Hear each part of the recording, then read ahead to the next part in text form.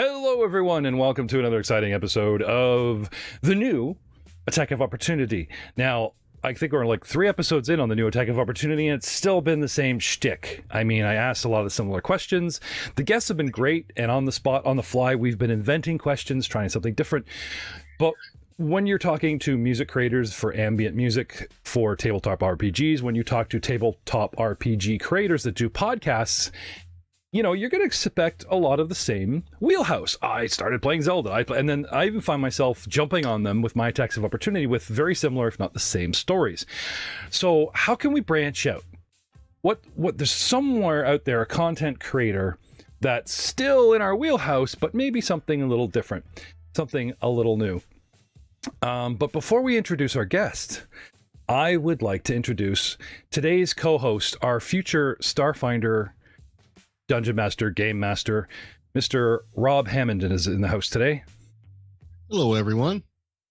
So, Rob, for the official ceremonium, please place your hand on the Dungeon Master's guide provided in front of you.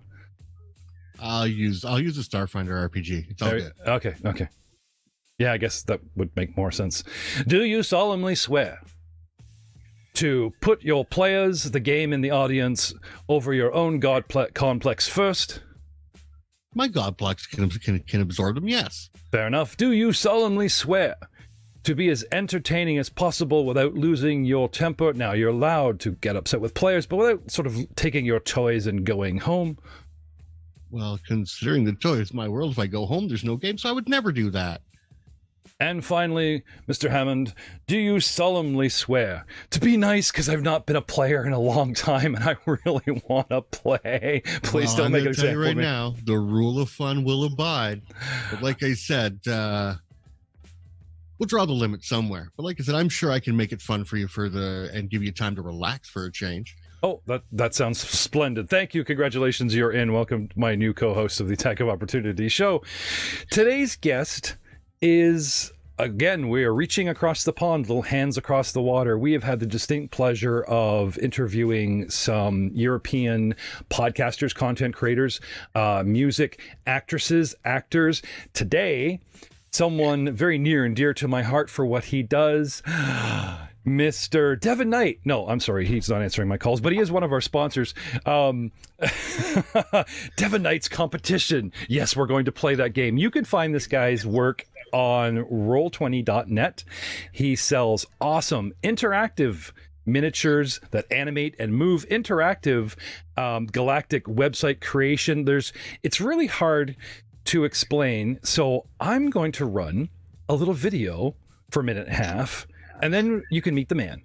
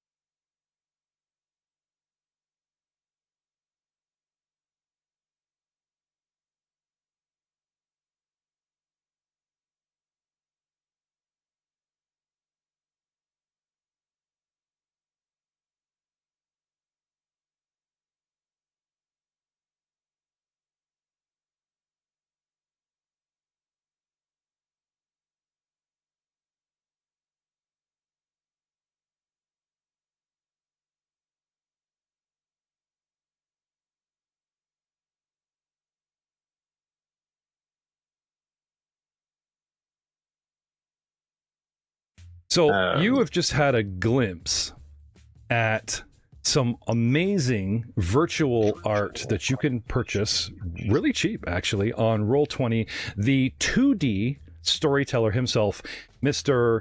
Neil Thorpe, is calling us from Great Britain. Neil, thank you so much for being on the show today. Thank you very much for having me, Jeff. Rob? So the very first question that we continually ask all of our guests, even in the new format, I suppose, because it just kind of works, is when did you first know that you were a nerd, a geek, one of us? Oh, well, I was always odd. I mean, so I suppose that's the first qualification. But I spent a lot of time making stuff as a kid. Didn't really worry too much about socializing when I was very young. I committed lots of sacrileges against art because I used to, there's going to be a lot of people hating me for saying this, but I used to cut up comics to make my own comics. And I look back now at the amount of money that I destroyed. I remember looking there at my own Dalek comic from Doctor Who comics that I'd cut out. And at that time, I thought, maybe I am a geek or a nerd. Or when I looked at my wardrobe and found I had Warhammer Quest, Titan Legions, 40k, Warhammer Fantasy, I thought, maybe I'm not like all the other kids who are into trainers. What's in the closet, has to possibly stay in the closet. But if it's out, you're like, I'm Warhammer and I'm proud. Hey, why not? Why not? We're here. We're wargaming, and we're proud of it. There you go. I mean, that message works on so many levels, right? So, Rob, take it away. Take it away, definitely. I heard the Dalek get mentioned. Has that been a huge impact on you, Doctor Who?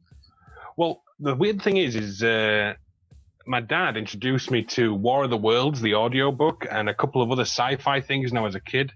And then he got me onto the original Doctor Who, the William Hartnell. There are black and white ones as a young kid. And I just fell in love with it. I was trying to make Daleks out of Coke cans with tin foil and all this stuff, long before they had toys of them, you see. It was before Doctor Who came back and got all stylish. So yeah, I was big on Doctor Who. We had talked for a few minutes before, and Neil had mentioned that he would really like to be the guy to come to for your sci-fi gaming needs.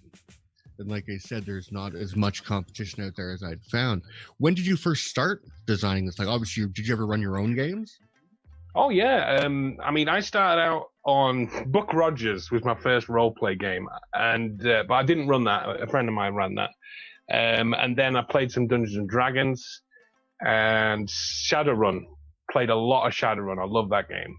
I just love it. I love the merging of fantasy and sci-fi. It's Cyberpunk meets Dungeons and Dragons. It's fantastic. Oh, most definitely. Now, Buck Rogers I've never seen, but Shadowpunk, oh, definitely. Buck Rogers is a very cheesy, old game. And Judge Dredd. There's a Judge Dredd game? Oh, yeah. When Games Workshop made it, Judge Dredd, the role-playing game, and you know what? I've still not found a system that I think completely beats it. As a system, it's amazing. Is it like a pool dice system or like the classic D20 system? You use all different types of dice. It is a D20 based system, Jeff, but the characterizations and the way it's designed, because with Judge Dredd, and you can explain, correct me if I'm wrong, the thing is you are playing a singular type of character, so it's very easy to get into the world. Like you're playing on if you're playing one side or the other. If you're playing a judge, you go from level by judge. Oh man, I remember that now. The box set miniatures that came with it. See, Rob's. I remember on the character sheet as well. Yeah, Rob's character sheet. Also, you had a big badge, a judge badge, and you wrote your own last name in it. That just set it off nice. Yeah, it really was. But like I said, that's going back to what, 86, 88? Something like that. Which is the first what game came out. But yeah, I played all the Fringe games myself in and around there.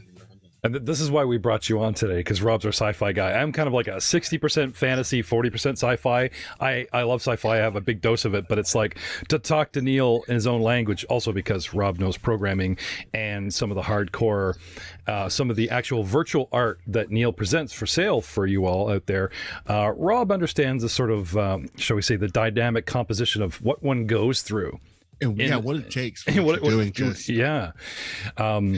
lot. But sticking with the program, how long have you been a gamer, Neil? Like, how long have you been actively? It's about 23, 24 years, something like that. And you've been playing RPGs all this time?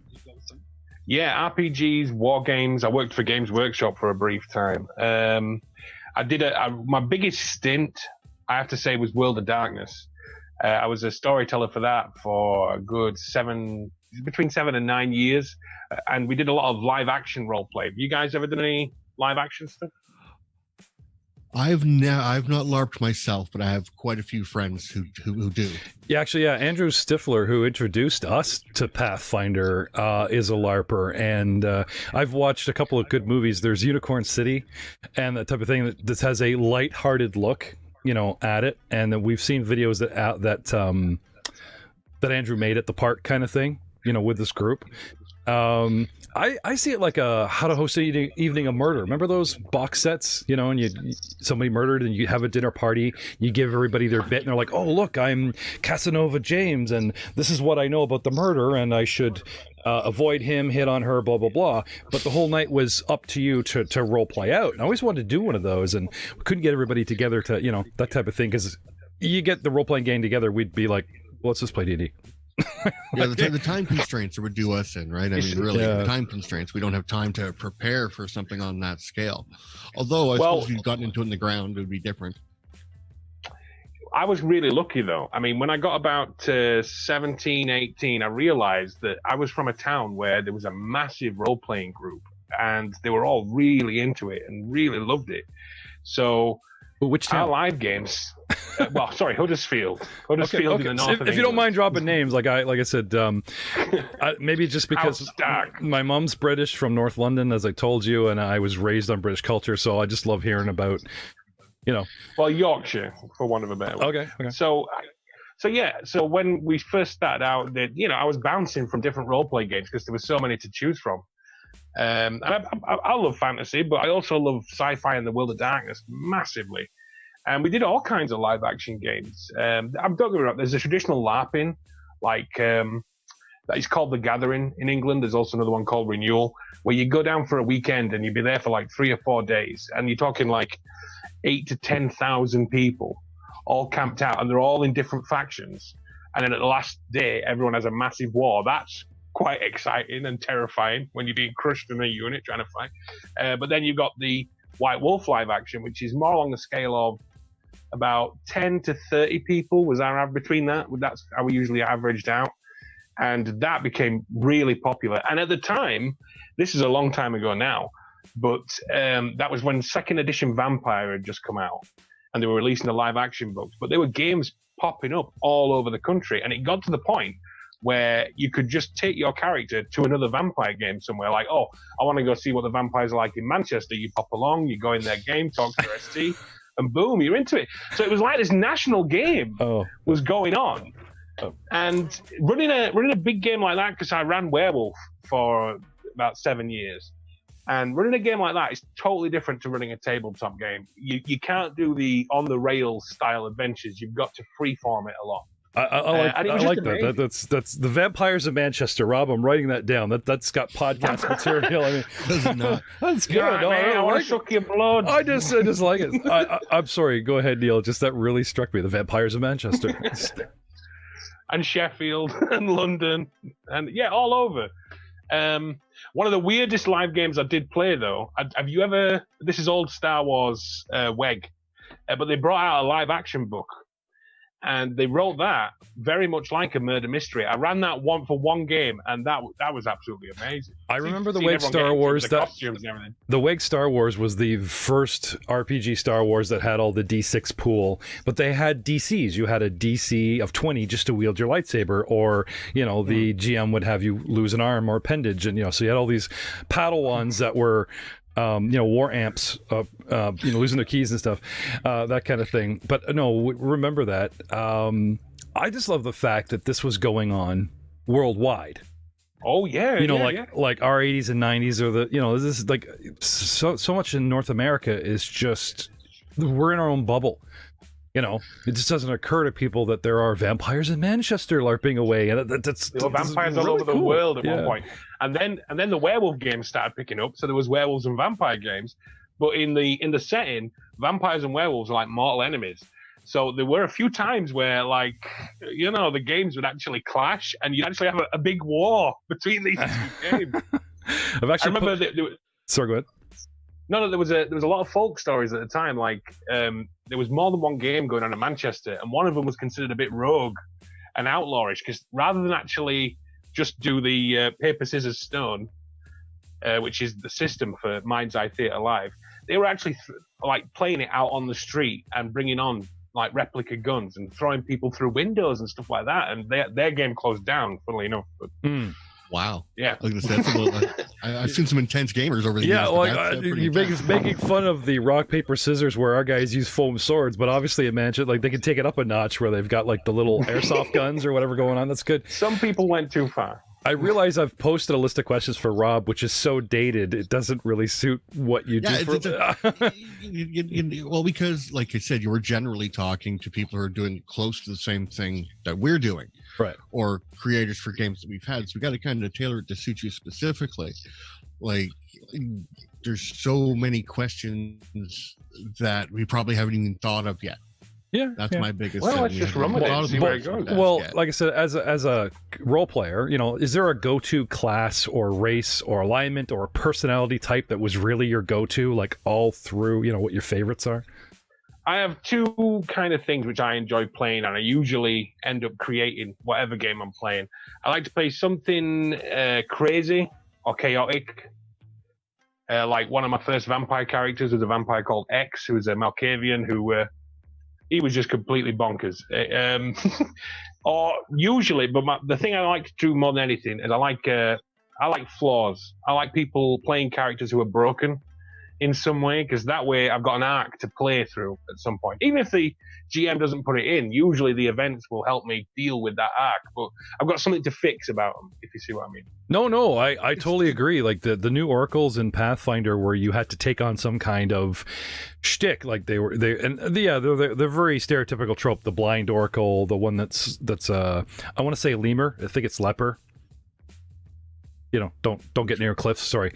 In Rob's Starfinder game, we found this wolf character, and one of the options is between ears, eyes, and scent. They don't have everything functioning, and I'm going to be playing this visually impaired character that's running around, just following his nose. One thing I loved doing when I was GMing was setting a scene that also had the olfactory sense put in, like the oily smell of the Star Wars wall or this type of thing. I love doing it, but I keep forgetting to do it. So as a player now, I'm just kind of gone like way off the edge, and like, I'm literally going to be walking around playing a blind character. Well, how do you do this? Well, the ears and the nose pick up that he has a sense like Daredevil of what's around him. But in a space pew pew pew pew kind of game, this character is going to be a serious disadvantage. Well, bear in mind, there's characters that are only telepathic as well. They don't speak. How does that work for communications? It's something I've worked out for myself and different things in the books. Have you, like when it comes to sci-fi television and games, what's your go-to right now? What, for current? Yeah, currently. You see, I've studied film a lot. I'm a film obsessive, so I am the most cynical guy you could ever talk to about film and media. Told you I like this guy, Rob. He's movies and... Trust me. I tend to retreat into nostalgia. I tend to watch things I know are good, and I wait for something to come to me, something amazing. Have you seen the film Life? Life. I've seen Life of Pi. No, oh God, no. Oh, the tiger in the boat represented hunger itself. Oh, I thought he was walking around with a real tiger the whole time. No. It represented starvation itself. It represents, at least that was my take. Oh, interesting fact for you. Did you know that film destroyed the effects company that made it? What do you mean? Like they went out of business? Yeah, because they basically were trying for too much, and they made so much that there was no way the budget could ever cope with how much they needed to be paid in order to survive and go on to another project. So it just killed the VFX company. Oh, okay, I gotcha. They finished the film, left in debt, couldn't pay their staff, and started selling office furniture. That sounds like us, Rob. Like I was literally talking about, like, I've got this extra microphone that I'm holding up. I should really sell it because I need the money. We just did taxes. Everything has a price tag as you hold it up to the screen. Oh yeah, that's yeah. Life. Yeah. Modern sci-fi, though, I'm struggling to think of a good example. I mean, I had high hopes for the new Star Wars trilogy. Okay, here you go. Altered Carbon and The Mandalorian. Please tell me you're watching those. Altered Carbon is very The Mandalorian cyberpunk. I'm saving because I trust my nephew's opinion, and he said The Mandalorian is amazing. So I'm waiting for like a rainy week where I can just soak it all up. When I saw that Stormtrooper punch the baby Yoda, I thought, I'm going to enjoy this. Oh yeah, that's an obscure image, but sure. No, but it's true. I mean, some people just put Yoda in his place while you can, because once he gets older, it's going to be a whole different creature. I love the actual credits, the oil painting that's cracked, really selling the spaghetti western feel of the entire series. But have you seen? Gotta be careful because I don't want to spoil anything for him.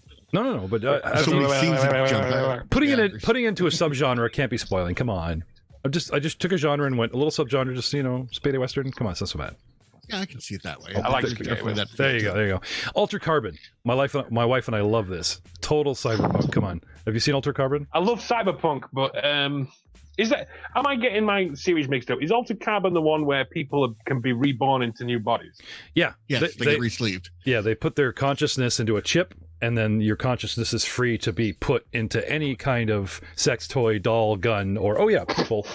Good choice there, Jeff. There you go. Where your mind goes. There you go. Well, interesting vision of the future. You guys spend the first season. I'm sorry. Now we're getting. Yeah, I did watch the first season, but I have to admit it didn't really grab me. Okay. So I haven't pursued it. I'm telling Maybe you, I should. Maybe I'm not. The holographic hotel manager, Poe. That was it. I'm watching this to the end just to see this guy. Oh, definitely. But a lot of things be built around one character. I mean, I've had games that ran around one prime character, and everybody else was just, the background. Well, I'm sure you love listening to me and Rob. Very sorry, I brought in another guy that spins yarns that this is going like. So Neil, Neil, this takes me back. What was your inspiration to actually go from the 99% consumer and figure out content, a product, and say, I am going to market this. I'm going to put this on the net and hope for the best and do it because you love it. And if it pays for itself one day, great. What made you switch over? I've always made stuff. Whether I was running game, I used to make handouts and props and things for when I was running games. And then I also was I was a level designer for quite a while. I don't know if you ever played No More Room in Hell, but I was one of the level designers on that game. So I've been making content for free for quite some time. And I've been planning on making something for Roll20 for a while. And then I don't want to get too bogged down on this, but I had a heart attack, and I had to face the fact that one day I'm gonna die. And so I thought, did you pick him because he's me in England? Say again. Just a little side note. I've known Jeff for a long time. I've known his brother. We used to game together years ago, and I actually moved away from where he lives now. And he'd approached me when he first came online, but I was just far too busy. I was running a building. I didn't have time or anything else. And then I had a heart attack. And it put a lot of things in perspective. Number one, it gave me lots of time to be here. You know what I mean? It's like, and now I actually want to create something because you know what? Any story you haven't told ain't ever going to be told. If you got something in your head, you better get it out now and get it out there because there's no guarantees. Not to be grim, I've been pretty cool about it. Like I'm actually we're at the anniversary of my heart attack. The week after last year is a week from now is when I had my heart attack. The day after my birthday. Well, I'm glad to see you. So I hear you. Oh yeah, but I hear you. You want to do something. Yeah, but you know where I'm coming from. It makes you open your eyes and come to terms with what you want out of life. Because we're not here forever. Exactly. So I thought, screw it, I'm going to go for it and see what I can make. And I started out with the assets for a zombie game I'd been designing called Bring Out Your Dead. I still haven't finished the rules for it because making rules is not like making map tiles. Bring Out Your Dead? It's a quagmire. Hang on one second. I got Bring Out Your Dead. Exactly. Oh, that's awesome. And you can get away with that because he's British. We're not just ripping it. So there you go. Sorry. Go ahead. Well, it's from old London town. So yeah. After failing to get the rules completely together for it for quite some time, I thought, screw it. I'm just going to finish the map assets and everything because I created this beautiful modular set. Just release it on Roll20, see what happens. So I released it. It did quite well. And so I just continued creating from there. I really love sci-fi, so I wanted to make something for sci-fi, which is why I created Galaxy Interface, which is an interactive campaign map, basically, for a sci-fi game like Starfinder or Star Wars. Or I got a lot of Traveller fans that enjoy it as well. Wow, I haven't that in a while either. Traveller's been a... Oh man, the Traveller is alive and well. I'm a part of a group called Traveller HQ on Facebook, and they are alive and kicking. Mr. Cyborg Prime runs it. It's a fantastic group. Really and I've been working on some fantasy stuff at the moment. Yeah, no, I remember Traveller, like right next to the red box set. You know, we played some D&D, and my first DM, I was like 16, he was like 19. Let's do some sci-fi, and he brings out Traveller, and we didn't play it a lot, like we were just getting into it. But no, I remember Traveller, and what else was really big besides Star Wars way back then? There was how far back? Actually, getting back to you, Neil. Stuff like GURPS. And Gamma Knight and all that, was that all big over in Europe? Yeah, that was big too. I think one of the things that made GURPS really popular in England is when they brought out the Cyberpunk expansion, and it got banned by the FBI or something because it had bomb-making information in there or something. Yeah, I remember that. Same thing with Friday Night Firefight. Yeah. Cyberpunk. Same thing. They're like, no, you're teaching these people how to be terrorists. They're like, we can't do that. I mean, great game though. Great game. Nothing like the feel of that. And so that's what really made everyone start talking about GURPS in the UK, and from there, people started buying the other expansions and playing it for almost everything. There you go. We'll get our hands on the Cyberpunk Red, guys, and we'll get Neil a decent mic, and we'll call it the Friday Night Firefight Podcast. What do you think? Start playing Cyberpunk like just with randoms. All no.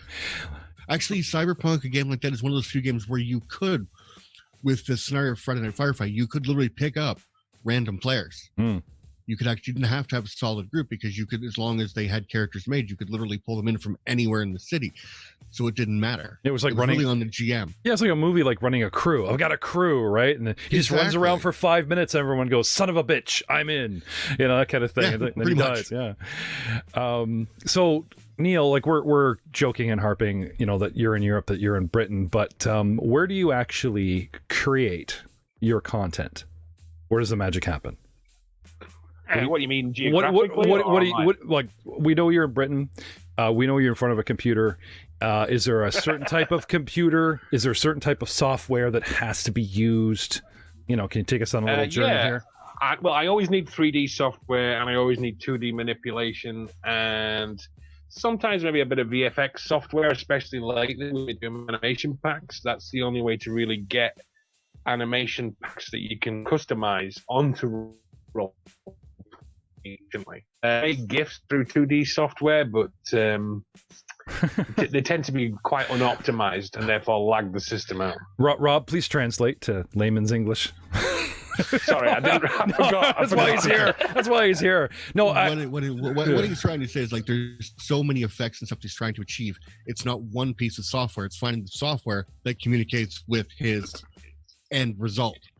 We actually started talking about this when he first started. I was asking him what he was using in terms of software, but it has to be able to output to that final format that is accessible across the different platforms.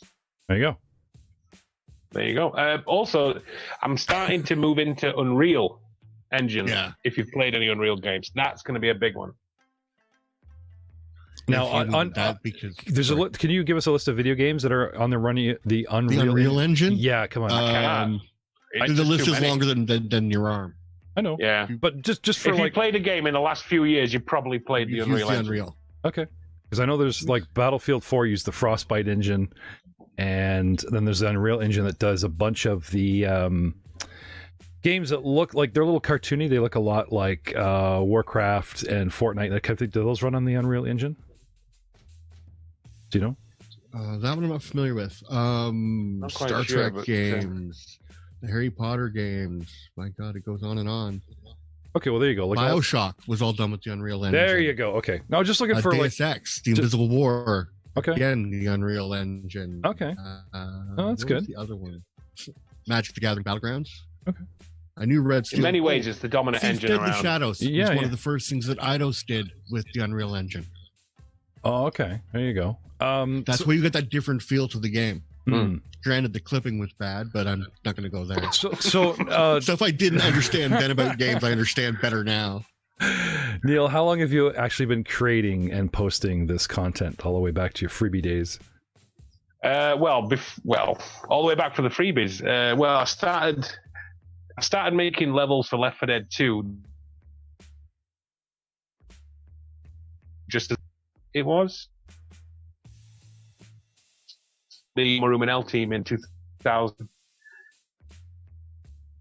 Maps for No Room in Hell about 3 years ago. So anyway, I've been creating paid content, like proper for business, for about 12 months.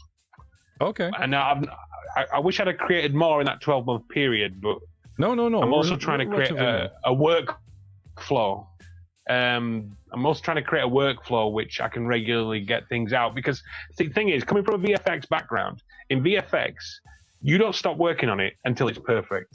And the person who's going to check it is usually the director or the producer, and they're not very kind people when it comes to output. They want it a specific way, and it's either that way or you keep on going. So I'm trying to drill myself out of the habit of VFX, because I could still be working on Galaxy Interface now if I hadn't just said, right, I'm stopping here. This is what I'm including. Move on to the next project. Do you find yourself just getting so wrapped up in the project from having done that way before? Because that's the way you've always worked. You're waiting for somebody else to tell you when it's done, and now you have to decide when it's a finished project. Absolutely. Also, when you're creating something, you're always looking for opportunities to add a little bit more. What else could I put in here? Like the last one I've just created, High Seas, which is like for D&D and Pathfinder, but it's set on the high seas.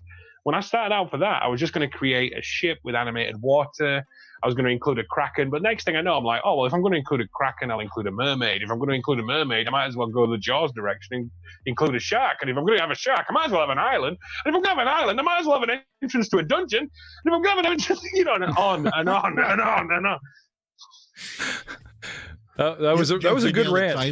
I am the same way when I'm writing. I'll start a story, and then I write backstories for all that, and then I write the background, and then I got to create a new world for it, and it just keeps expanding on itself until somebody comes along and says, "Are you ready to play?" And I go, "No." Why? Because I've got too much story. Yeah. I've literally I've actually done it just recently. Same thing. Like, why my story got so expansive?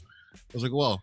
We asked Rob to give us a one shot of his own homebrew to get the chemistry and the players used to each other, instead of just dropping people that haven't really played a lot together in page 1 of the Starfinder Chimera Mystery, which is going to be his go-to.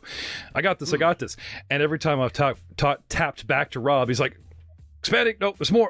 What? Yep, there's more. Then the cast changed on him, and he had to drop character players. And but hey, in my defense, I was gearing that whole intro to those characters. Yeah. So having to redo it from scratch wasn't the easiest thing in the world. Yeah, it's my bad. We were going to do Frequency of Screams, and we didn't know out of the gate that it was for 7th level, and our first Starfinder experience really should be 1st all the way up, not just into 7th. So we'll get back to that. We're shelving that, and we've given Rob Chimera Mystery. I keep calling it the game that will eventually happen.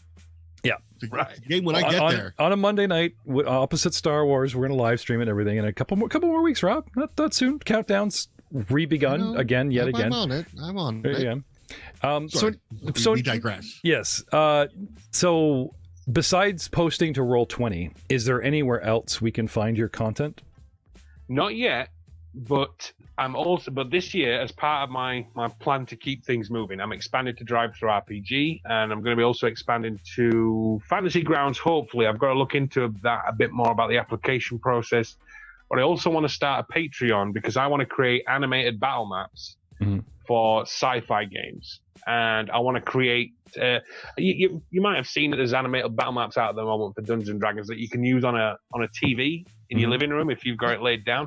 I want to create the same thing, but for sci-fi battle maps, and I've got a ton of ideas I'm desperate to do. Well, he's going to make layers, so when stuff gets damaged or broken, it will be able to be adapted into your map. Oh, I've got an idea. Well, that for Roll20, but unfortunately on the Patreon one, it's going to be on someone's TV screen, so that's not going to be customizable. But I'm going to do a Roll20 version, which you can customize. I got an idea. I don't know if this will work, so you guys with the technical savvy will have to bear with me. Is it possible, Rob and Neil, that we cut a deal right here, right now, okay? If we use Neil's stuff, if he's willing to format it in a way that Rob can use it and upload in Fantasy Grounds Unity, which we are using for his show. Now, Fantasy Grounds regular sponsors bunches of the shows that we're doing, and have sort of acknowledged Rob with a couple of things. Is it possible to take your work and have Rob upload it without going through the marketplace? Not only could we show people that are tuned into us that are interested in Fantasy Grounds that we're using it, we will state, hey, Fantasy Grounds, Neil's stuff works great in your platform. Give the guy a call, and hopefully get you one step closer to that realization. Is this possible? Could we do this? I am at the head of the table. You two, make this happen. Can we do this? Make it so. Lord Crass. I don't see why not. I mean, can we do this? I'd love to use your game as guinea pigs for me to create some stuff. Oh yeah. Oh, definitely. no trouble at all there. And like I said, I'm familiar enough. Like I do not claim to be an expert, but I'm familiar enough with what goes into the process that, like I said, in terms of converting or switching around for what Fantasy Grounds needs, I'm pretty good at finding out what they need. Oh, yeah. Anyone I've got most of like you said, GIMP, Blender animations work. Once they're converted, there is an extension for it. Technical talk I'll leave for the time. But yes, it's definitely doable with the tools you're using.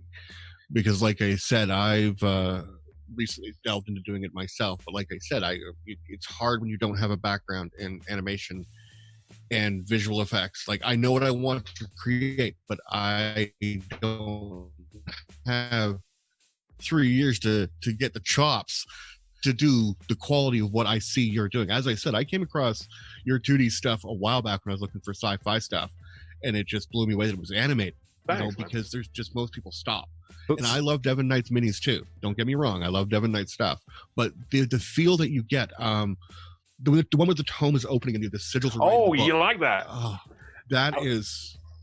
Do you know what I mean? That is just. I was channeling Evil Dead. Yeah. Okay. Well, hey. Well, you know, when the call ends, guys, like I said, I think the cat's out of the bag now. That the three of us, when the call ends, we'll talk. Purchase versus sponsorship. One of the big things from a game master's point of view is that we try to describe everything, but sometimes there's so many things going on, we can't express it. Whereas if you get minis that actually just have that mood and feel. Picture's worth 1,000 words. Animated picture's worth 10,000, because people automatically get a feel for it. Who do you go to bounce your ideas off of?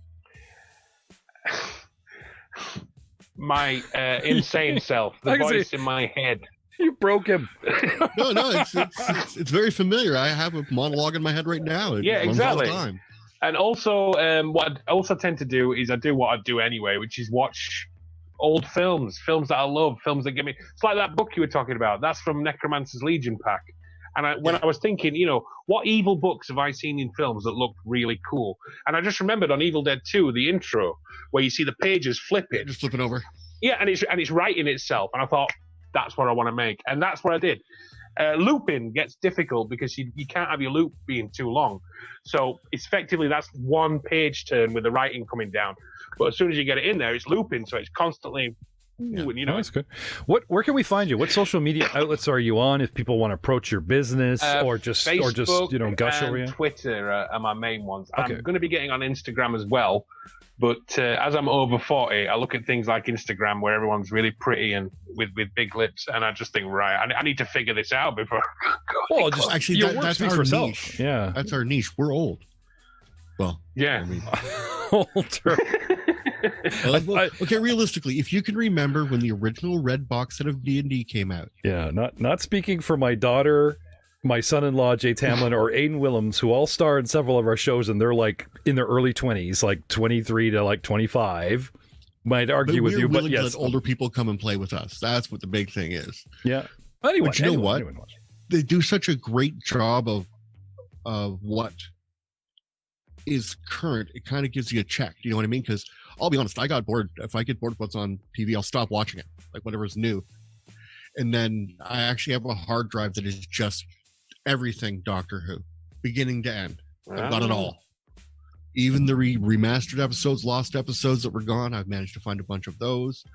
And I will go back to the old stuff because I find that a lot of the ideas that we're seeing now were touched on in older science fiction. Now, newer science fiction does it much prettier. But the real ideas go all the way back to the 50s and 60s, where my heart for books comes from for science fiction. I mean, that's how far back I go when I'm reading that. That's how I know I'm a geek, Jeff. Are you a big Dune fan, Rob? Which half of the Dune series? Yes is the answer to that question. There you go. You understand what I'm saying? It got to a point where it just got top heavy and just started feeding on itself. Like it was no longer. They became very moralistic towards the end. They kind of let go of the story. I mean, I loved the story of the houses, the Harkonnen and the Atreides all the way through, and then they got to I would say probably after the Messiah set is probably where I found that the tone of the novels changed. But yes, definitely a Dune fan. I literally sat my son down and made him watch the original movie with Sting in it, like not even 4 weeks ago. And my father has every book still on his bookshelf at home. It's a must staple in the sci-fi world. That's fantastical. You know, it's a cornerstone for like the heritage of sci-fi and fantasy. But I'm afraid, sir, that we are out of time. I just got a couple of quick more questions. I know it goes so fast. I thought I was filling air. Rob here, we're just tag teaming you. I think this is also doubling down as Rob's interview because I've been looking for someone to interview Rob that isn't myself because not all the answers, but a lot of the answers would be like, how did you get into this? Well, you, Jeff, you approached me. We didn't want that kind of interview, so we're looking for someone. What do you do for a living? What pays the bills until this will? What pays the bills at the moment is I'm a technician for the visual effects department at the local university. Wow. So I basically support the students doing what I graduated in. Right on. And film production and music and games design. Basically. Okay.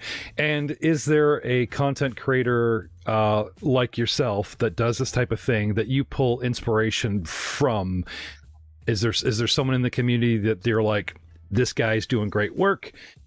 I got up my game, like, even a rival or like inspiration. Like, not trying to start. I'd say the guy who I'm itching to compete with is Dynamic Dungeons.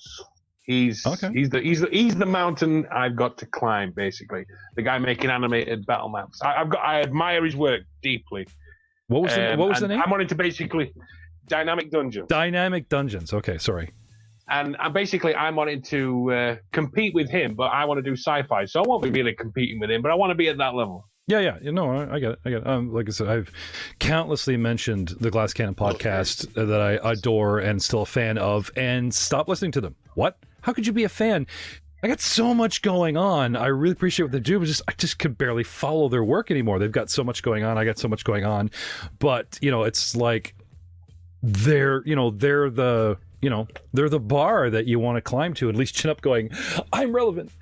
My work's also here, like that kind of thing, instead of, it beats better than my original approach and like year one at the bottom of the bucket going, I'm here, hello, out there, that doesn't. It's a long climb up, but you just got to put one foot in front of the other. Keep creating things that you enjoy making and that you hope will inspire people. That's my goal. I want to create things that get role players excited. That's what 2D Storyteller is all about. Exactly. And this is one of the reasons why I keep the show going. Yes, there is a lot of self-spin in this show, but it's our way to reach out to the community. It's our way to get, hopefully, someone like yourself noticed a little bit more. And if there's a free sponsorship for us in the deal, I'm not going to complain. I'm just saying, it's an idea. It's just out there. But we've been talking to Neil Thorpe over in Greater Britain, and they roleplay too. Who knew? Neil, thank you so much for being on the show today. I'd like to thank my co-host, Rob Hammond, who is our future Starfinder GM and Do-Over Dungeons, Doppelganger Dungeons, whoever you may be, because obviously it's a forgettable name. My guy, Neil, he's coming for you. I got to say. That's all the time we have for tonight. Say goodnight, Neil. Good night, Neil. And we will see you, Rob, next time. Me and Rob. I think we'll keep him around. He's a pretty smart guy. Yeah, I like to listening to someone else besides my own voice. It's true. It's not as much as your own voice, but I do. I like the sound of my voice too. Good night, everybody.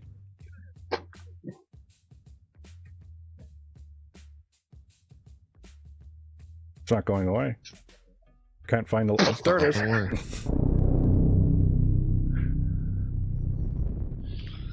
is. Welcome to technical difficulties. Yeah.